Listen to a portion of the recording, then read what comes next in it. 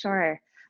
Thanks, Doug, for that question. I think for us, it's been interesting because before starting our firm together, we had worked at a firm together, a corporate office together. And so we had a lot of similar training and we have a lot of skill sets that overlap one another. And so as we were initially starting, it became critical for us to determine which were the skill sets that we wanted to take responsibility over and how did we want to divide things up between the two of us and what our strengths really were in each area.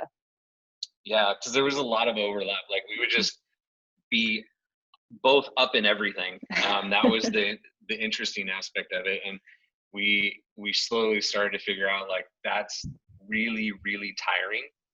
And so as we started to look at strengths and dividing things up, that helped us stay on top of billing. That helped us stay on top of business development. If one person is, let's say it's a 80-20 focus, that's going to help us move all areas forward as opposed to letting one slip by the wayside.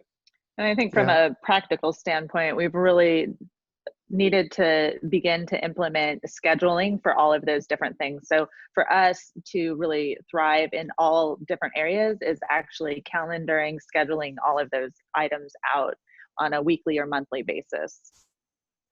So I have a having follow-up a standing question meeting to talk about the things that you don't like. So the point is working on the business, not just in the business, is one thing that I think you brought up that's very important. Also, accountability. It's very important to have one person really in charge of a department, because if you have more than one person in charge, there's the potential for finger pointing. So specifically, how did you divide up those three areas?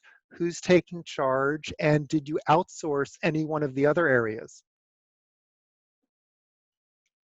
There's a lot to that. We started looking at a few of we started with our strengths.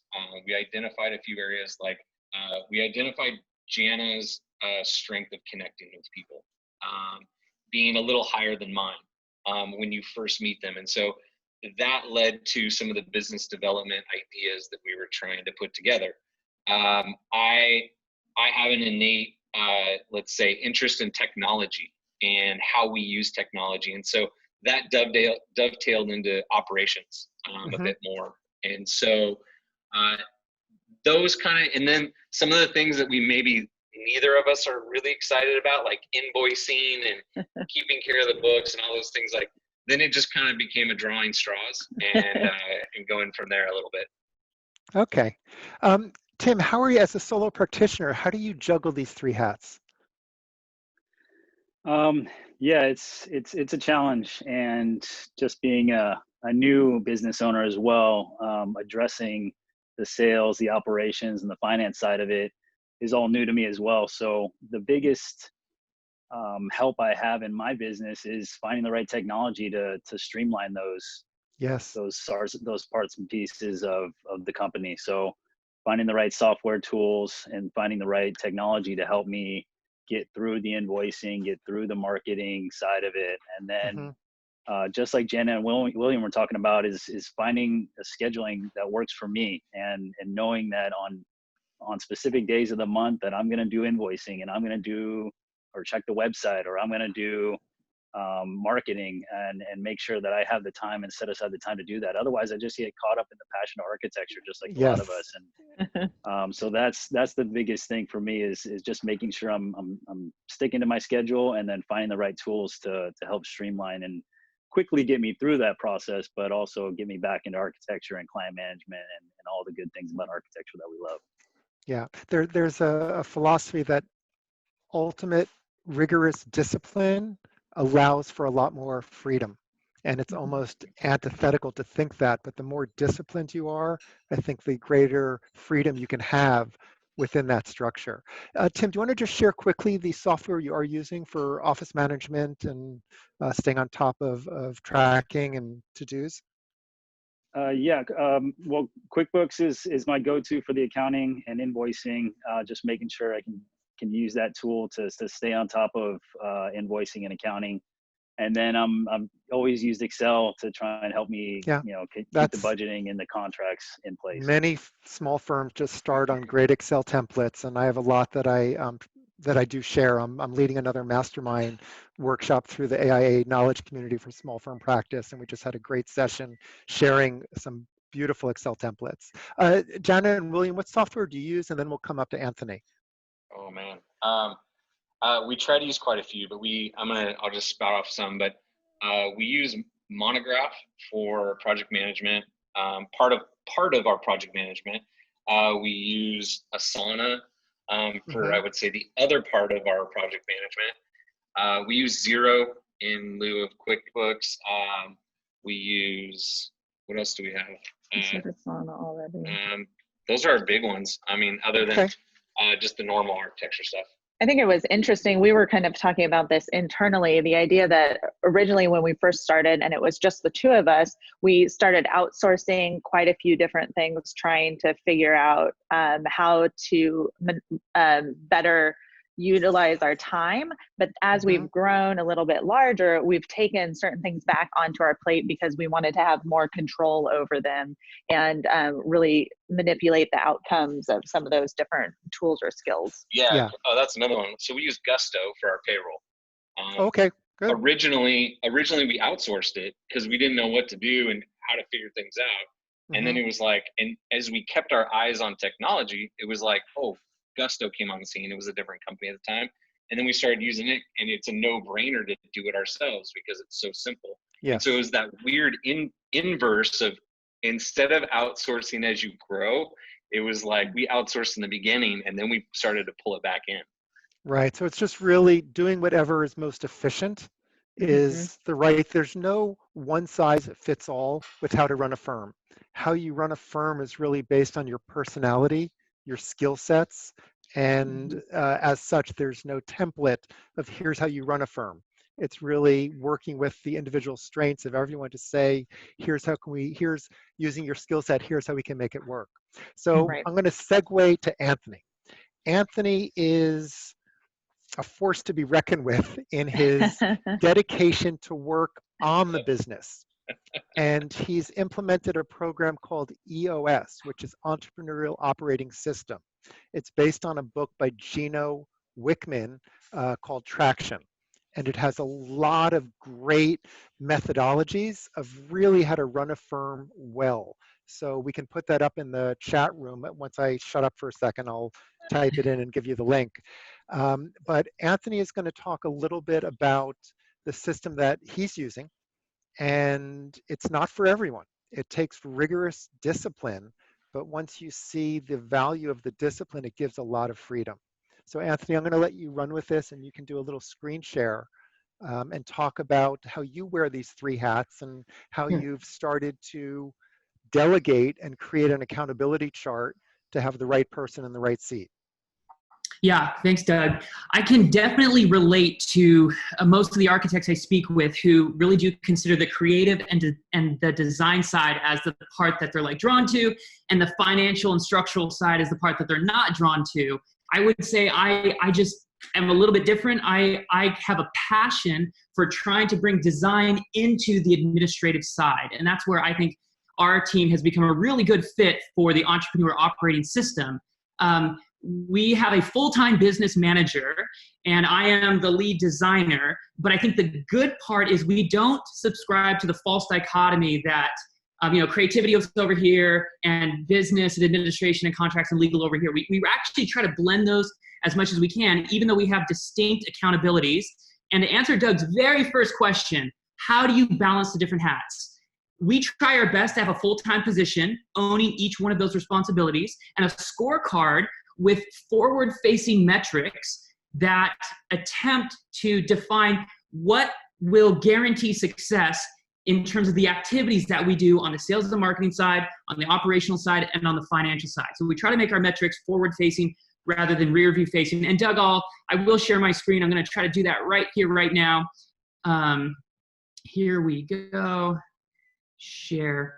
So what you're seeing here is the results of a presentation that we look at every 90 days In terms of the 3 different divisions, you'll see it here in green is the sales and marketing, yellow is operations or the service department, and then the blue is the administrative or finance department. And everyone reports to one of those leaders. Right now, I actually sit in the sales and marketing role and the operational or service role, and we are hiring for that role. And if you zoom out here, you'll see the results of what we call the EOS system. And I'm going to zoom in on this wheel. The theory of the EOS system is that if you can be strong in these 8 categories, or I should say, if you can improve every 90 days in these 8 categories, it'll actually give you a stronger foundation to do better design.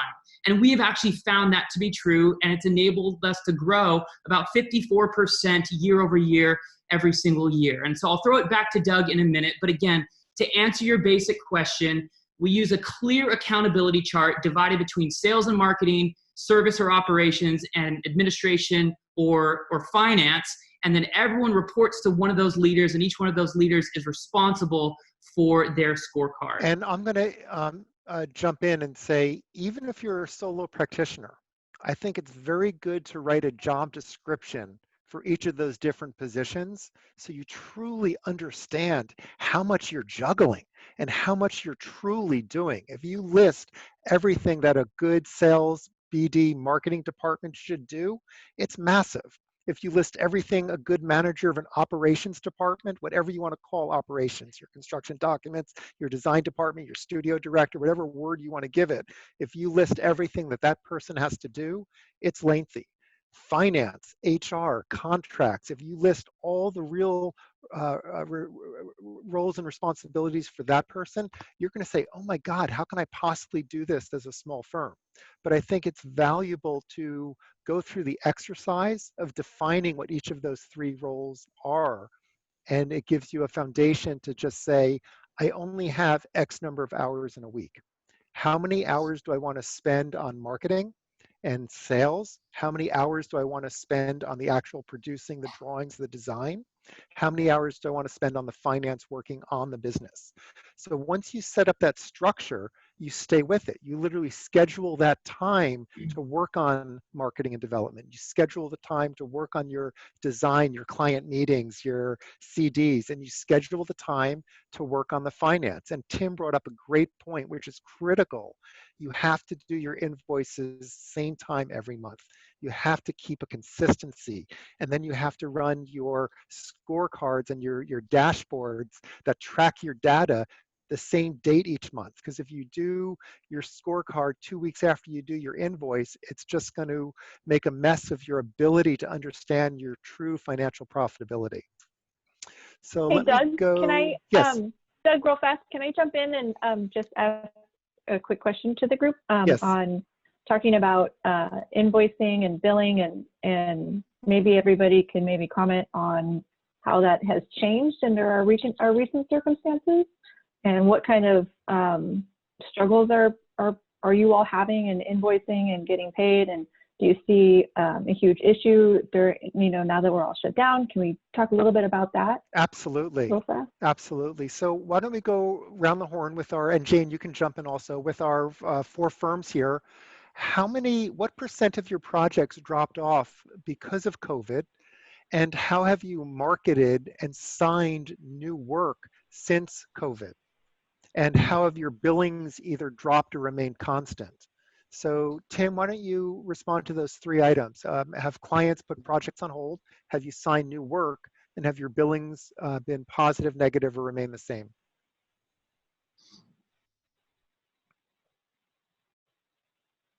Tim, I'm throwing it to you. Oh, sorry.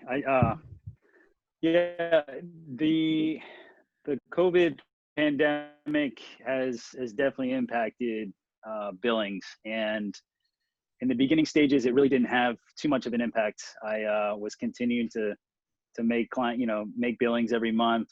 This month, I've noticed it drop off significantly in terms of clients getting back to me with payments.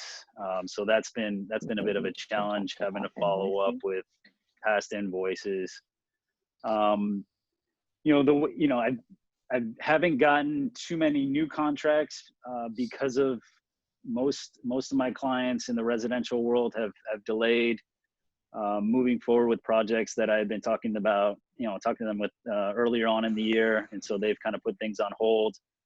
But recently in the past 2 weeks, I've actually gotten more responses from contractors and developers that I've known in the past to start up new projects. So that's been being handled through Zoom and FaceTime for me to visit sites virtually with the contractor or with the client. So I've been able to evaluate scope of work that way, as well as talk to the client and the contractor or potential contractor in real time. So I've signed 2 new contracts in the past past week and a half, 2 weeks. So that's been positive for me because I hadn't gotten that in the last month and a half in terms of new contracts. Just been kind of clearing my plate with things that I've had on the books that we're still moving forward. So the big challenge is telling clients how the cities and the jurisdictions are responding to the pandemic and how they can move forward to a certain point. So that's been positive in my aspect of moving forward.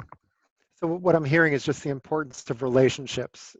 Strengthen your relationships with your contractor, with your developers, and even with your clients, just to stay in touch. So Jana and William, how would you address those 3 topics?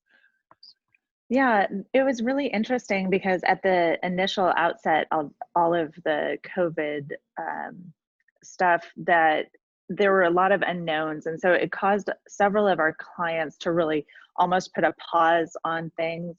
We had about a handful of clients who were ready to put their projects all on hold. And after further discussion and really chatting with them and understanding their concerns and their needs, we were actually able to move those projects forward and really help to address some of the concerns that they had. So I thought that was really interesting, and kind of having those open dialogues with our clients and understanding those needs was really, really important to them, so that we could move those projects forward. So I'm happy to say that all of our projects have really stayed on board and moving forward. And then in terms of new projects, we have 1 client that just signed on last week, and then we have 2 others that are in negotiations still right now. So that's definitely encouraging for us. And then if you want to talk about invoicing, or some of the practicalities of invoicing. I think it has. Stay close together. Sorry, it slowed down. It did slow down a little bit. Realities of it,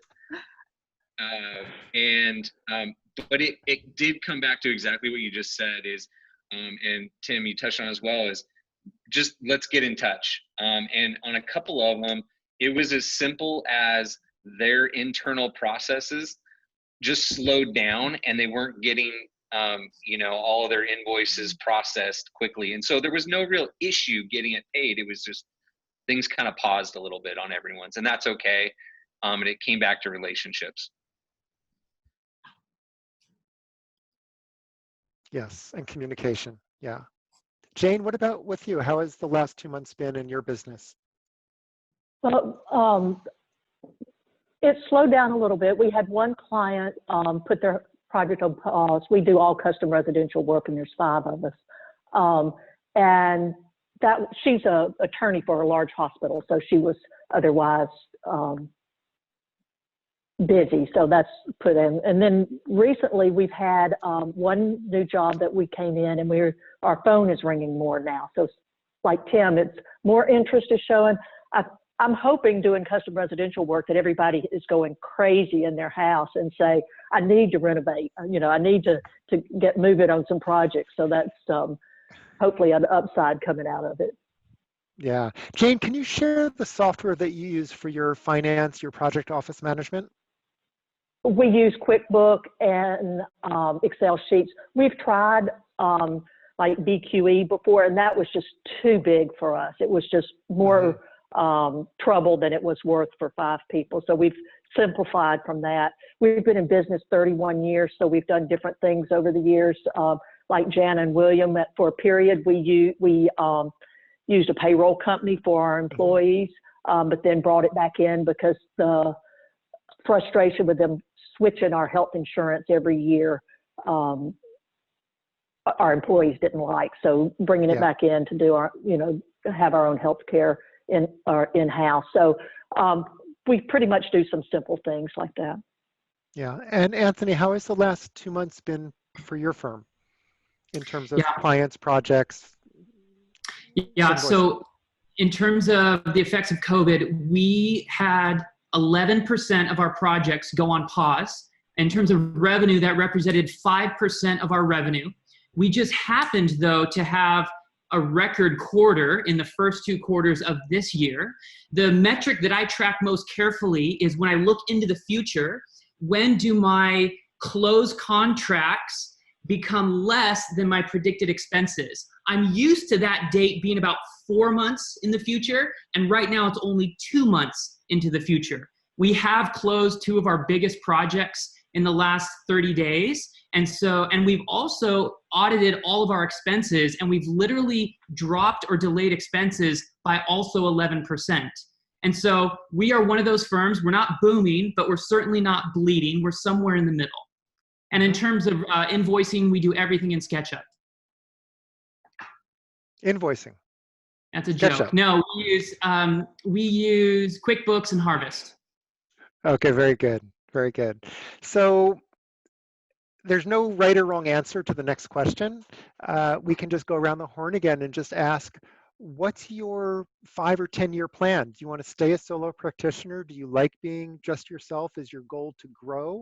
And do you have any thoughts on how you will grow? So Tim, being a solo practitioner, what are your thoughts on the future and where you see your firm and how do you see yourself getting there? Yeah, just started out as a solo practitioner. So right now I'm actually pretty comfortable where I'm at, and the level of work that I'm doing and the quality of work that I'm doing. And the quality of life. And the quality of life, of course. Yeah, with a family, a young family, and myself, I actually enjoy having some time to be with my family more often than at the actual office. So I got to juggle that with scheduling time to work at night. But for the future, I see myself partnering up with maybe 2 or 3 other architects in the future to try and grow their business and try and tackle some other sectors like commercial work or educational facilities, something to keep the challenges fresh in my company, but also just to get collaboration with other architects is something I can see myself doing in the future. Good. So Jenna and William, why don't you explain how large you were when you started, where you are now, and what are your goals? And how do you think you can, what do you have in place to get there? Sure. So when we first started, I had left my existing corporate architecture job with a small child at home and just worked out of our home for the first 1.5 years, almost 2 years, till I had grown the business large enough where I said, hey, I'm going to hire someone unless you want to come work with me. So now's your chance, now or never. And then once William came, we were able to get a lot of systems in place, and it was really awesome being able to work on the business together.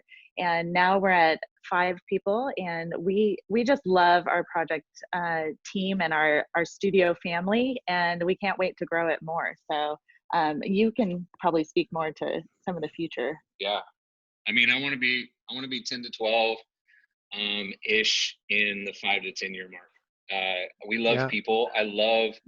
That's one of the hardest things right now for us is not being around our entire team physically. The dynamics of a small group, we love that, and we want more of that. Yeah, so we'll come back because that's a great question of how are you managing your remote office. But Jane, what about you? I mean, you're at 5 or 6 people now. We're 5. I think our story, how we started, is kind of interesting. We lived in Alexandria, Virginia, outside of the DC metro area, or in the DC metro area, and came through Beaufort, South Carolina on vacation. And Michael, my husband, said, I could live here. And I said, okay. And 3 months later, we lived here. So we sold everything, moved down here, and opened our firm in a town where we didn't know anybody. So it was, and that was 31 years ago. So it's worked out well. It's, we find since we're in a small town, being a small practice works better because the limited number of clients is limited, and we like being 5 people. We've been up to about 9 at the biggest, Our office is on the same piece of property as our house, and it's sort of limited to how many people we can put in here. So we like the 5 people that we're here. Yeah. And I'm your sorry, client, that's your client. She just, you might have to pick that up. Anthony, I'm going to come up to you because you've really started in your garage. You recently moved into a fairly large office, and talk about your growth, where you want to go, and then also jump into the first question of how are you working remotely and what tools or systems do you put in place for that? Great. Yeah, so in 2014, I launched the practice with my wife, Krista, who's on this call. And then over the last 5.5 years, 6 years, we've just added a few teammates to the team every single year. We just got a 5,800 square foot office because our 3-year plan is to double, is to go from 13 people to 25 people. I know growth is not for everybody, and I have so much respect for the firms I've worked for who have been strategically nimble and small. There's so much about it that I love, and maybe the root of it is I have this unshakable desire to make an impact on the architectural industry in LA, and I think that scale will help. We've somewhat mastered the luxury beach home in LA, and we are now we're making strategic investments to attempt to get our first and second and third commercial projects. So that's kind of the track that we see ourselves going, is graduating past residential. In terms of how we're working remote, we've always had all of our systems on the cloud. So we use ArchiCAD. The Teamwork server is hosted by Amazon Web Service. And so we decided to go remote a few days before we were ordered to. We just brought our laptops home and started working. Leveraging Zoom is an obvious. The one gap that I experienced was it was very easy to have effective accountability because we had all the scorecards in place. It was very easy to have effective client meetings. Can you explain scorecards for people that might not know that term in how to run a practice? Yes. So every project manager is responsible for 4 metrics on each one of their projects. And so that enables us to manage our 34 active projects from a great distance, because I can see whether every project is on track, meaning the metric is green, or off track because the metric is red. So one of the metrics, for example, is expended man hours relative to the deliverable that's been issued. That can be red or green at any point. As you can imagine, I do spend a lot of my time fighting fires and unrisking projects, or in other words, getting them back on track. So I have no fear that my team is like wasting time, because I literally see a scorecard every single week. So that answers that question. In terms of remote work, the one wrinkle that was killing me was our internal design meetings felt flat and awkward. And I just wanted to give a recommendation. We started using this software called Miro, M-I-R-O. It's a digital whiteboard, and that has been a breath of fresh air to allow 8 different designers to work all at the same time in a digital space. Fantastic. Yeah, and I've seen that in real time, so it's a wonderful software to use. Yeah. So the other next question would be, and Tim, you're very recent, so this might be a little different, but what operational systems did you revamp from when you started as a solo practitioner to now? So was there anything you did when you first started that you looked back on and said, oh my God, why would I ever do that? Here's what I'm doing now. So kind of lessons learned from day one to today. I think the biggest jump I made was the type of software I was using to deliver for clients. And originally I started with AutoCAD as a deliverable for clients. And recently I moved into more, 3D operations, using SketchUp as a way to communicate. And now moving closer into Revit sequences for clients so that they can understand the design more, especially because I can't meet with them in person to go over those specifics and those details and kind of hand sketch out on the fly with them. I can, using digital platforms with the 3D is something that I've moved forward with aggressively in this time, just because I've been able to get decisions made for clients. Yeah, and clients expect that. Yeah, clients expect that today. Yeah, Yeah. And so, as starting out, I just didn't have the resources to put up the money for those programs. But now I've just moved forward with them just because it saved me so much time. Yeah. And Jana and William, remind me again, how many years in business? Since 2011. So 9 years. Yep. So there should be a lot of good lessons learned here.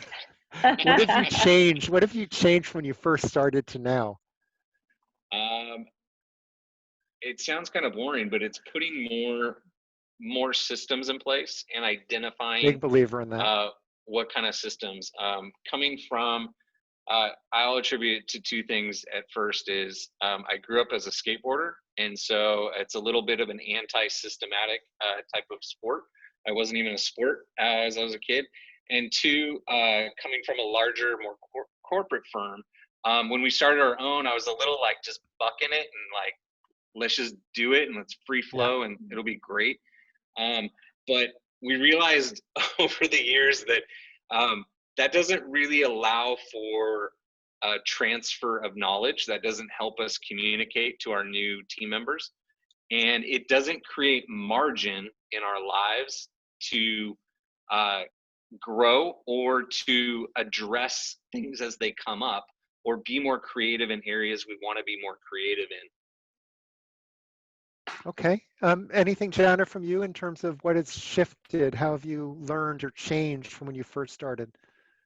I think, I wanted to actually go back to one of the other questions that you had mentioned about the communication. I don't think we got to talk about that. And this kind of relates to that a little bit in the sense of our communication with our team and going from working in the office together to then being all of us remote.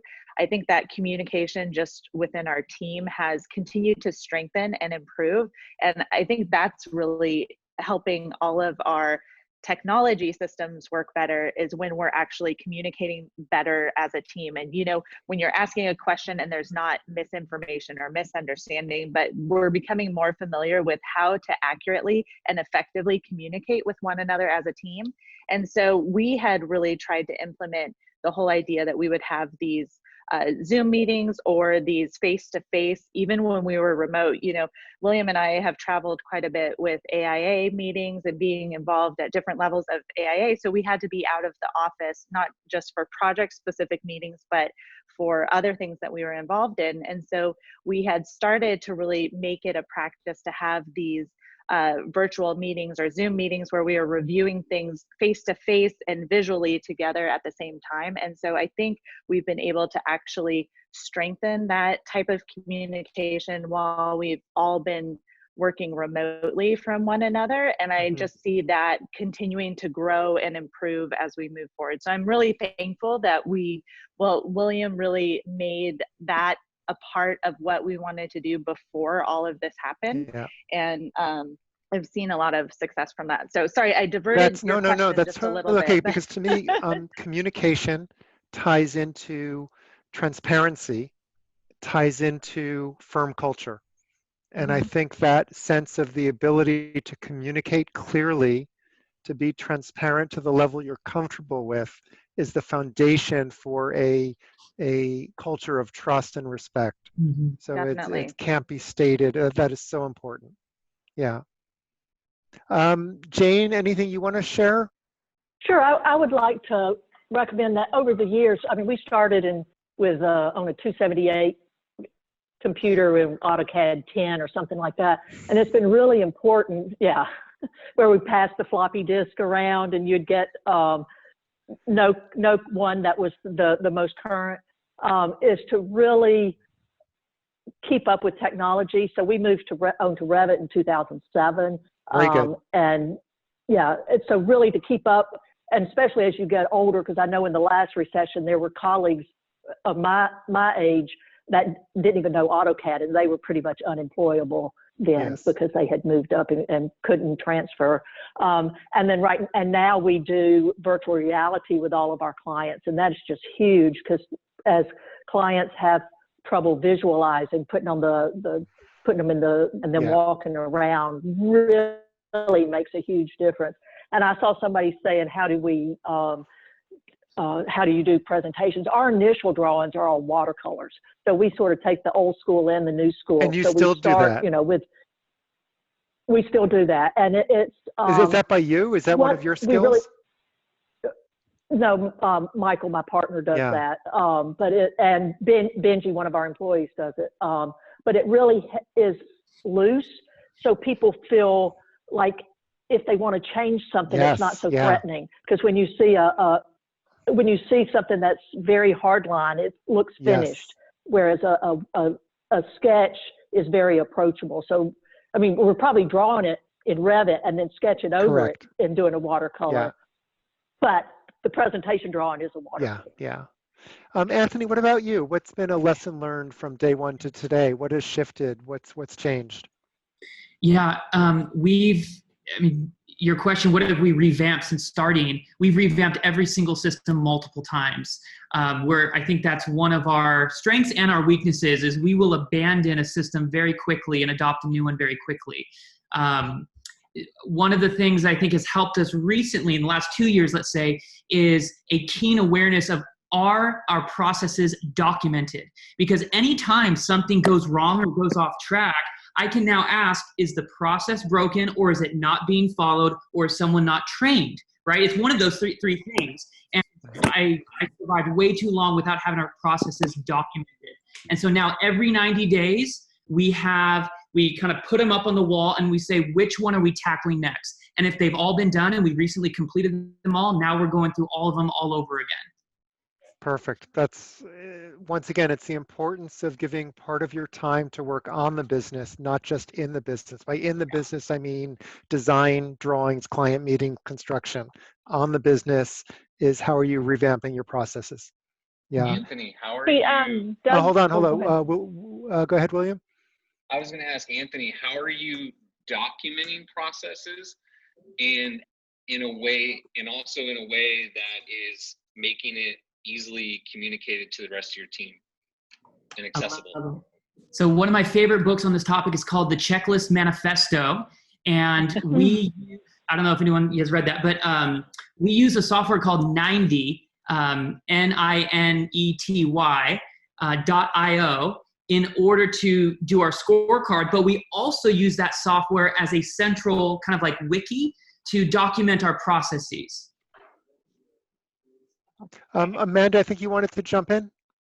Yeah, we have a question from the audience, Allison Kendall, and it's kind of related to working with teams and then procedures. And it's how many of the small firms are using sub-consultants rather than employees right now? And if you have a thought on that, and then do you foresee that changing in light of COVID-19?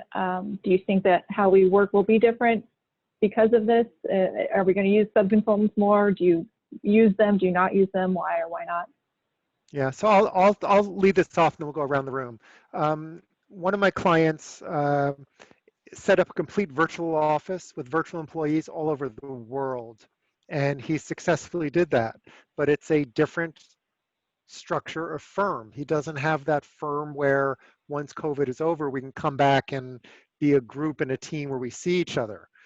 So once again, it comes down to there's no one size fits all. It's what works for you and what's important in your life in terms of having a office culture, which could be different than a firm culture. So an office culture cannot be handled remotely. A firm culture can, because you can talk about the firm. Mm-hmm. So let's go around the horn again. So Anthony, how would you respond to this question of having 1099s and as part of a business operation? Yeah, we have, in addition to our full-time staff, I think we've got 2 or 3 contract contributors, and we've been working to try to bring them closer to our firm culture. So we define firm culture not as beanbags and M&Ms and ping pong tables, but as like people like us do things like this. We're very much influenced by Seth Godin's books on the topic of team culture and organizational dynamics. So I think there's always going to be a place for part-time temporary work, outsourced renderings, plan check review, red lines. I'm really into paying people to coach me. And so all of those things are just consultants. Cheap plug, Anthony's one of my clients. Jana, William, how would you respond to that? To I would 1099s? say in the earlier point of our business, we utilized a lot more 1099 contract employees, but right now where we're at, it doesn't seem to make sense with the skill set that we're looking for and the skill set that we have internally within our office. I don't know. Do you want to add to? Yeah, I was just gonna say, like, I don't think we have anything against the idea, and things that we've had good ones in the past, and we've had complete bombs in the past with some of that, and that's fine. And so it probably, yeah, given our current status, don't have the full need of it in the sense of like someone helping on a project level. And then I also we just have this natural desire to have people as a part of our team. And so if we get to that point where we need someone, I want so badly for them to, I just want to be able to hire them. It's hard. The people that we've ran into that have helped us on a like maybe project basis or just a little portion of time, they're only interested in doing that. They haven't been interested in ever coming into a firm and really joining that full time. And so that's been hard for me. And so I think part of our go sorry, ahead. Doug, part of our philosophy, I think, that we've been trying to build here is just a larger project knowledge and basis, not along that whole continuum of a project, not just one specific aspect. And so that's really important to us and how we design and how we do business. And so that starts to then become part of that culture, like you're talking about, in terms of how we do our work together. Yeah, I was going to say it really is a choice of the firm culture and the philosophy. What kind of firm do you want? And that'll dictate our 1099s appropriate or not appropriate. There's no right or wrong. It really is a foundational core question of what type of office do you want to have. And it's not right or wrong. It's just a choice. Yeah. Tim, do you use 1099 people, or are you planning to hire someone? Tim? Actually, I'm actually at the point where I think I'm ready to hire somebody, just because of the amount of work I was getting before COVID was pretty substantial, and found out that I was spending a lot of time on weekends and weeknights getting jobs done. So I would hire somebody to take care of, like Anthony was saying, take care of red lines or take care of some graphic stuff, and as well as helping with my website. So things that I felt like I couldn't do at my best or 100%, I would hire out and get somebody to help me. And that was either a friend or an old college friend or classmate, as well as people I've run into in the industry that I know can do those things well. So again, it's just finding the right people to help you, as well as the tools and technology to help me move forward in my business. But I think I'm ready to hire one more person here in this year. Congratulations. Good. Well, I'm on question 5 out of 16, so I clearly didn't manage my time well. We'll do 1 or 2 more questions, then we'll open it up to the group to really be able to give feedback. So I think a major question that's very challenging to answer succinctly is, how are you marketing during this time? And how are you doing your business development? I mean, sure, a client might call up and say, I need something, but are you proactively marketing? How are you doing your marketing? And how do you differentiate between marketing and business development? And how are you focusing on either of those? So, Jen, I'm going to start with you. You're smiling there. I'm in the hot seat, and I don't have all the answers for this one. I think this is no the one area does. where we have. It's just sharing anything that has worked or what has not worked. Sure. For us, the best marketing is doing an excellent job on every single project. And for us, that comes down to not just our engagement with clients, but it's our team's engagement with clients and consultants at every level. And so that's something we continue to emphasize when we're working together. It's an email with someone at the city, it's a phone call with our consultants, and how we communicate and develop those relationships. So that's definitely a lot of our focus is on how we do our projects with excellence at all the levels.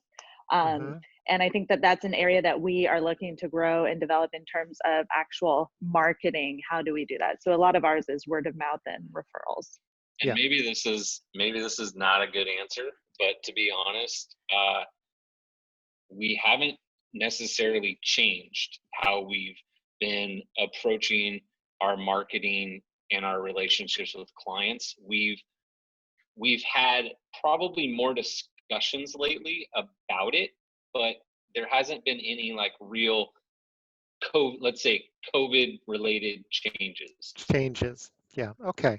I'm going to jump up to Anthony, and I'm going to interject just my understanding of the difference between marketing and branding, marketing and business development.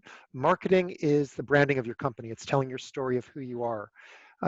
Business development is in the pursuit of new work.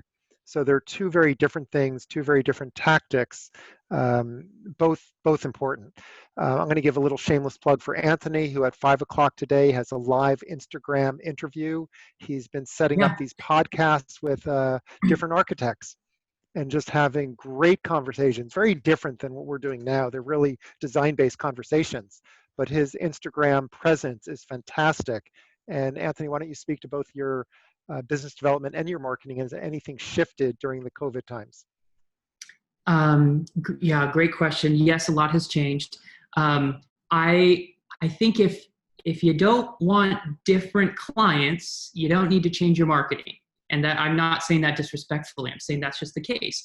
We aspire to get different clients every year, higher fees, etc.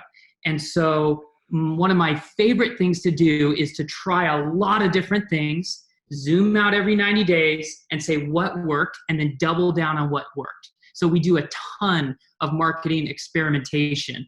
I think the thing that works the best for us in that auditing process is, of course, we track referrals, right? First thing, when my director of first impressions answers the phone, it's, can I ask, how did you hear about our studio? That's step one.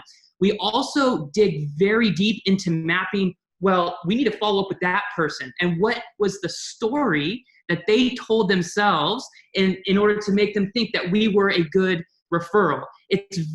My sales script is very different if a referral is coming from House or Instagram than if it's coming from a past client. So the first question is, how did you hear about us? The next thing we do is, again, we track a very intricate web of where did that referral come from, what story did they tell themselves, and how did they hear that story? And it's literally this massive diagram. And when we audited it, we realized that there was a core, there was 5 to 7 people that were core influencers in the luxury market we were trying to penetrate, and all roads led to them. Well, you know what? We started directing our marketing dollars that direction. So again, it was just about who are your core influencers? So who are your core influencers? So I'm not going to list them by name, but some of them are celebrity realtors, some of them are celebrity athletes, and some of them are celebrity builders, right? They all started pointing to that direction. So our approach is to keep that core red hot. We touch them. I literally have a scorecard metric. I need to touch 1 of 6 people every single week and make them smile. Then my other metric is I need to add to the outer circle. I need to always be having a drip of new relationships. And often that comes with outreach type things, like I need to speak so many times a month. I need to do so many live events so many times a month. I just need to make sure awareness keeps growing. And the last comment is, just in terms of website and presence, we found that our biggest challenge was not attracting clients, it was attracting better architects. And so we revamped our website, frankly, to be more attractive to architects than to clients. And so it's just, again, for us about trying a bunch of different things, stepping back and saying what worked, and then doubling down on those things. Yep. And it comes back to the importance of scorecards, because I work with my clients to set up scorecards on their marketing effort, their business development effort, their financial profitability effort, their project, their firm culture, and their marketing, if it's already marketing. And those specifics are appropriate to the right company. But on the business development, how many networking events are you going to? How many one-on-one meetings are you having? How many RFQs come out of those meetings or requests for proposals? What's your win rate? You know, and whatever other metrics we want to create, but it's important to be able to track that, because if you don't track it, you don't know where to go. You're just doing the same thing over and over again. Jane, anything you want to share about marketing in this time and business development? Our situation is really different. Like I said, I'm in a small town, and most of our clients don't live here when they hire us. So they live in the Northeast, they live in Chicago, and they're doing a second home or a pre-retirement home. So our website and our web presence is really important. And so we spend a lot of time on that, making sure that our SEO is good and that people can find us, because I mean, they find us before they really know anybody down here. Real estate agents are also another big source of our marketing efforts also. So those are sort of the two biggies that we work on. And has your marketing effort changed because of the pandemic?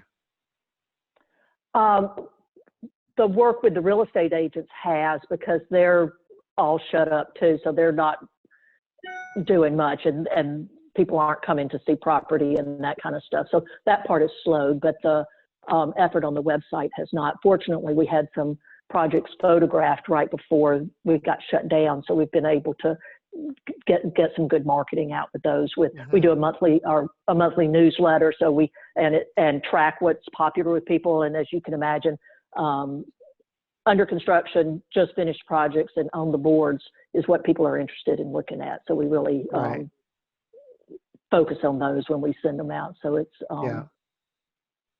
and the other part of that is also people, if they're thinking about retiring here, they'll follow us for years before they actually pull the plug. So trying to maintain that relationship with people over time is really important too. And how do you do that? Through our newsletter, and then I have a tickle file that sends out personalized. Well, it's in a system. I mean, I don't do it individually each time, but a tickle file that sends out regular messages to them, just updating them on stuff. So yeah.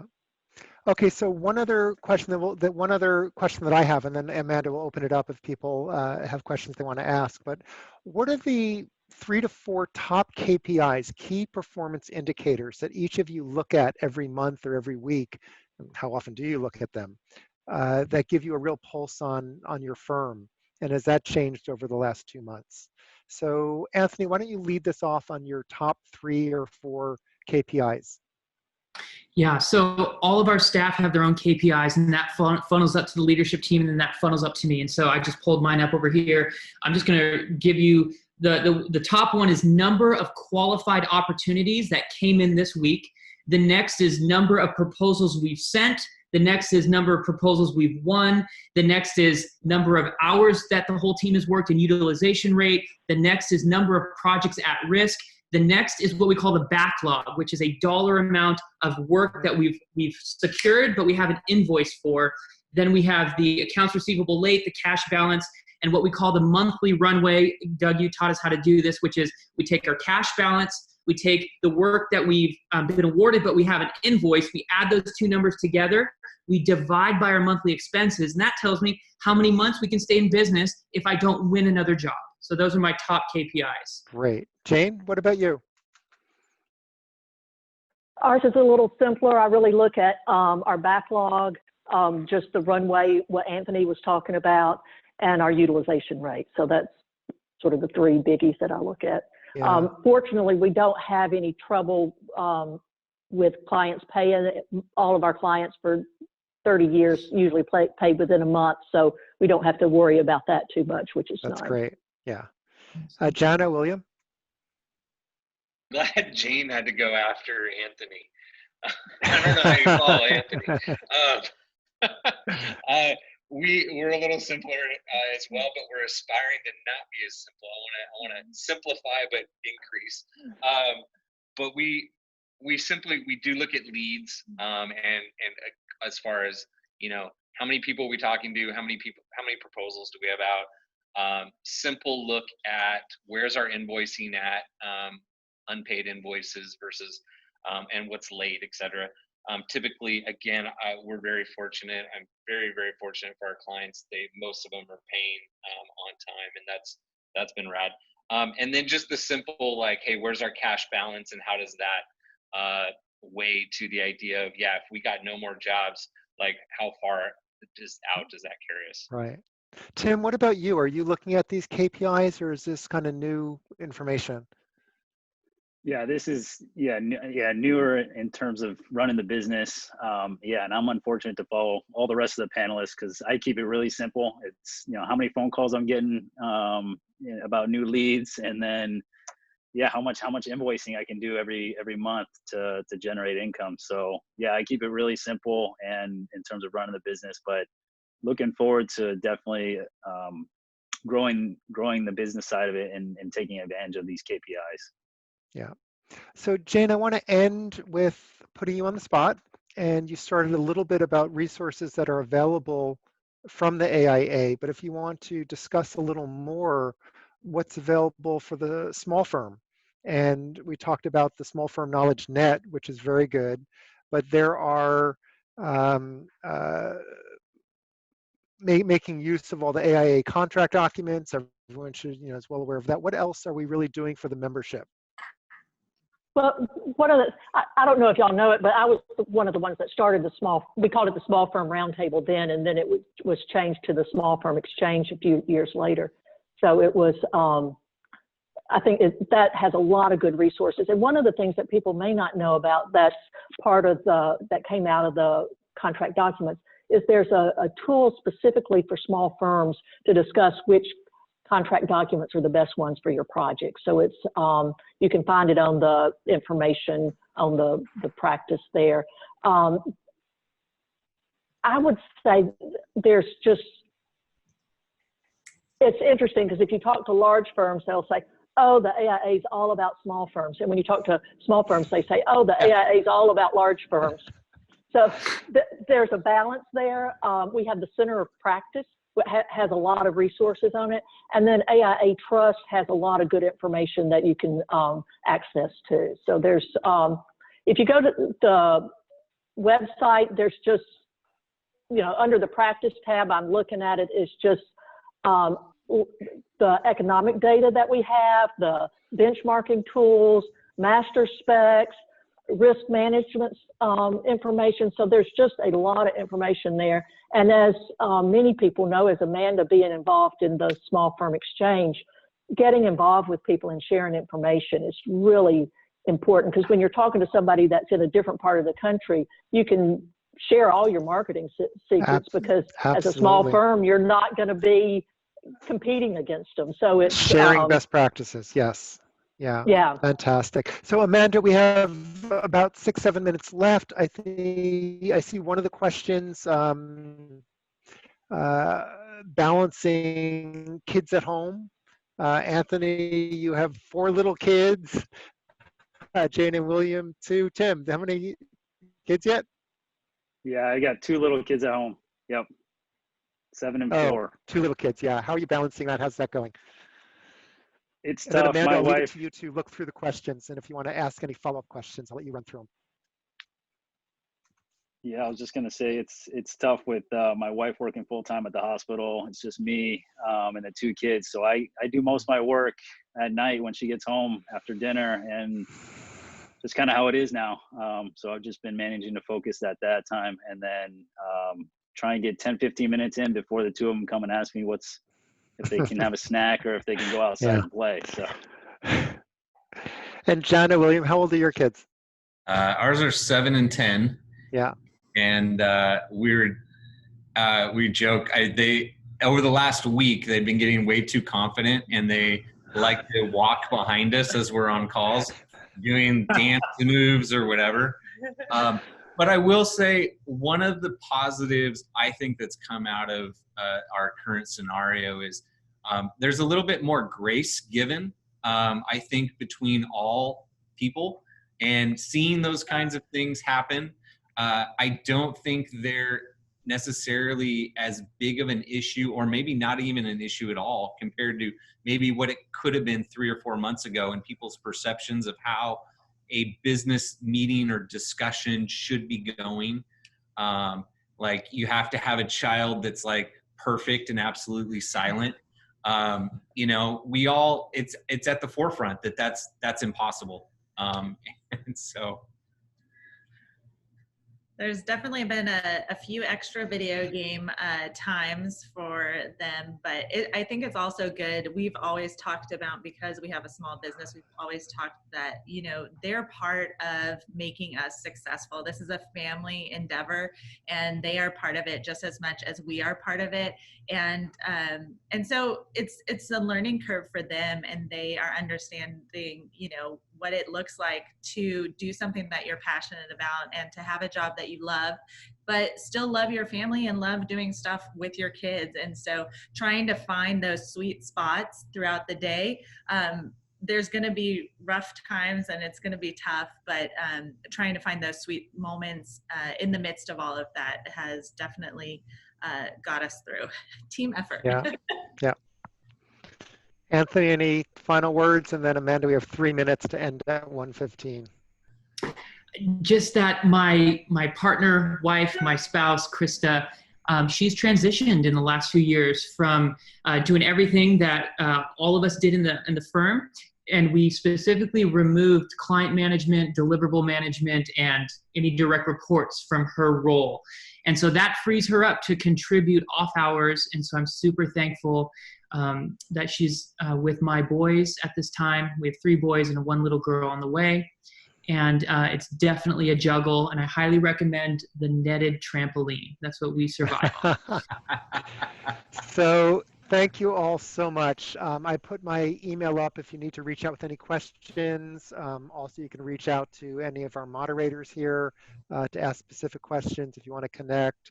And I'm a big proponent of creating your own little community that you can call up and talk to about any of these questions. To me, once again, sharing best practices are meant to be shared.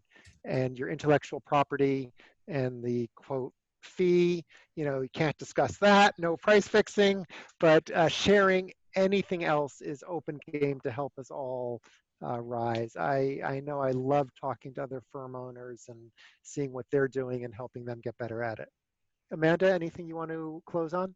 I just want to thank you to all of our panelists, and Doug, thank you for moderating. We will publish this video.